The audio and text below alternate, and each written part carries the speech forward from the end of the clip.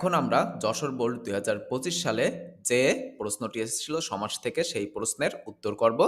প্রথম প্রশ্নটি ছিল সোনার তরী, যেটির ব্যাস বাক্য সোনার তরী। অলুক তৎপুরুষ সমাস।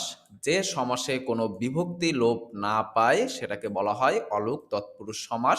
তোমরা জানো যে তৎপুরুষ সমাসে যে বিভক্তিটা থাকে সেই বিভক্তিটা লোপ পায়। এরপরে দেখো সমন্বয়ক। সমন্বয়কের ব্যাস বাক্য সমন্বয় করে যে, যেটি কোন সমাস? তৎপুরুষ সমাস। এরপরে মহানবী। মহানবী এটা কোন সমাস? কর্মধারয় সমাস। মহান যে নবী, মাঝে যে বা যিনি যদি যুক্ত হয়, যে সমাসে যে বা যিনি যুক্ত হয় সেই সমাসকে বলা হয় কর্মধারয় সমাস। এরপরে মূকাভিনয়।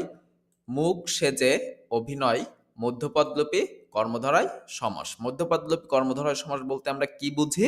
আমরা বুঝি যে সমাসের মধ্যপদটা লোপ পায় সেই সমাসকেই বলা হয় মধ্যপদলোপী কর্মধারয় সমাস।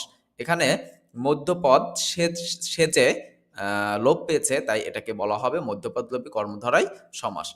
এরপরে দেখো গায়ে হলুদ।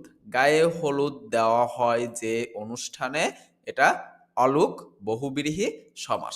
এরপরে সে তার। সে তার তিন তার যার বা সে তার যার, এটা কোন সমাস? বহুব্রীহি সমাস। এরপরে দেখো ভব নদী। ভব নদী, ভবরূপ নদী রূপক কর্মধারয় সমাস। রূপ যদি যুক্ত থাকে, যে সমাসে রূপ যুক্ত থাকে সেই সমাসকে বলা হয় রূপক কর্মধারয় সমাস। এরপরে তোমরা। তোমরা এটা কোন সমাস? দ্বন্দ্ব সমাস। সে ও তুমি। দ্বন্দ্ব সমাসে বলেছিলাম যে ও এবং আর যুক্ত থাকে।